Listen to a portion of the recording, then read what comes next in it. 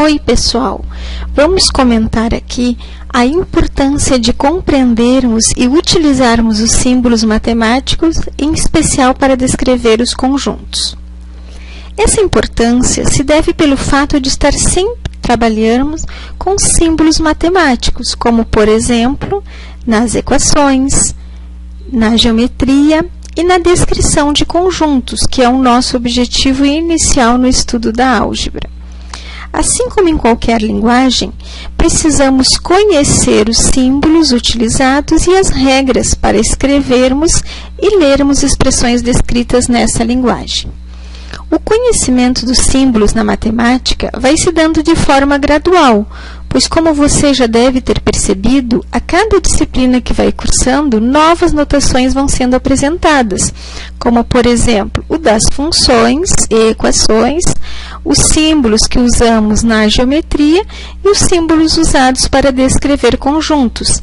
Vamos focar o nosso estudo nesse último. A primeira notação a se considerar é em relação ao nome que damos ao conjunto e aos seus elementos. Para isso, escolhemos uma letra do alfabeto.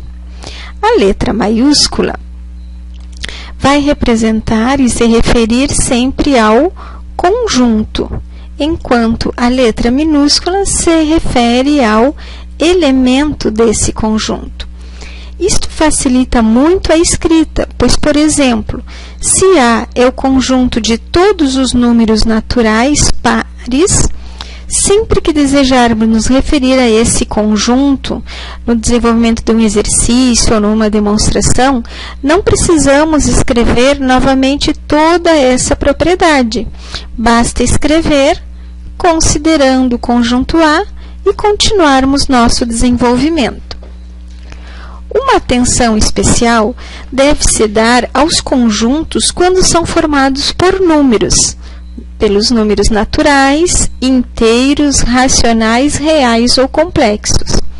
Para diferenciá-los dos demais conjuntos, usamos uma barra ou uma listra a mais na letra inicial do nome do conjunto, como estamos acostumados a ver em muitos símbolos matemáticos. Por exemplo, essa diferenciação é importante porque se usássemos a letra R comum sem a barra, ela poderia estar representando qualquer conjunto. Eu precisaria descrever qual é esse conjunto. Como nesse exemplo, R foi definido como o conjunto de todos os retângulos, enquanto esse R aqui, por definição, todos nós sabemos que ele sempre vai representar o conjunto de todos os números reais. Definido o conjunto, temos também uma notação que simplifica escrever se um elemento pertence ou não a determinado conjunto. Nós usamos esses símbolos em duas situações bem comuns. Primeiro, para expressar diretamente se um elemento pertence ao conjunto, como, por exemplo, menos 3/2 não pertence ao conjunto dos inteiros. A outra situação que nós usamos o sinal de pertence é na descrição inicial dos conjuntos, principalmente numéricos, para expressar sobre qual conjunto é a propriedade descrita. Aqui, por exemplo, essa propriedade nós estamos considerando apenas nos números naturais. Feita essas considerações, vamos então usar essa notação para descrever conjuntos.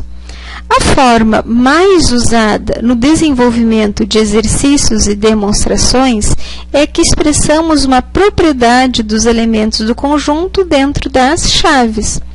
Por exemplo, se desejamos trabalhar com o conjunto B formado pelos números naturais ímpares, escrevemos inicialmente a letra que representa esse conjunto, sempre maiúscula, então aqui B.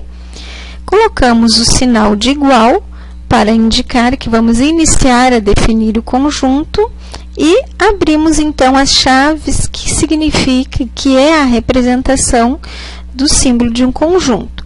E dentro, então, nós vamos escrever a propriedade dos elementos desse conjunto. Aqui, Como eles são números naturais, nós começamos então escrevendo que essa propriedade ela é válida para os números naturais, com aquela anotação de pertence que tínhamos observado no slide anterior. Então, iniciamos por descrevendo qual o conjunto e depois da barra, então, vamos escrever a propriedade desses números que são ímpares.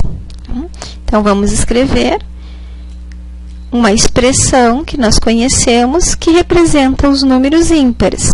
Então, os números x que são da forma 2n mais 1, onde o n ali pode ser qualquer número natural. Então, escrevemos a característica de que nesse conjunto aqui vão estar os números ímpares. Terminada de escrever a característica, fechamos então as chaves que fecham a descrição do nosso conjunto. Depois, então, de conhecermos a notação, temos que nos acostumarmos a usar essa linguagem tanto para escrever quanto para falar. Observe que na nossa língua portuguesa, nem tudo que se escreve se lê.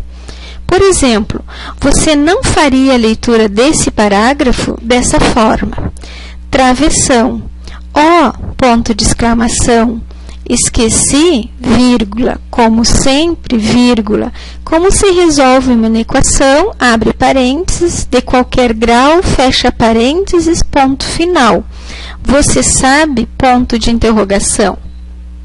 Os sinais, a gente percebe que eles estão colocados aqui somente para dar sentido e entonação ao que queremos dizer. Da mesma forma, na matemática, nem tudo que se escreve se lê. Se lemos uma expressão com todos os sinais e símbolos que aparecem, nossa linguagem fica incompreensível e muitas vezes ouvimos os alunos dizer que estamos falando grego. Por exemplo, se você for ler a expressão exatamente como aparece, diria: M é igual ao conjunto X, pertence a N, tal que X é maior que 4.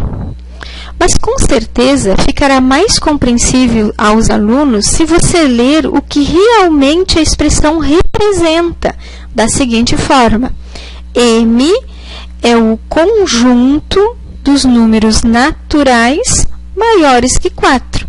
Não ficou mais claro assim? Fica assim a proposta. Vamos então treinar a escrita e a leitura da representação dos conjuntos para ensinar nossos alunos a enxergar a beleza da linguagem matemática e assim não dizerem mais que estamos falando grego. Bom estudo!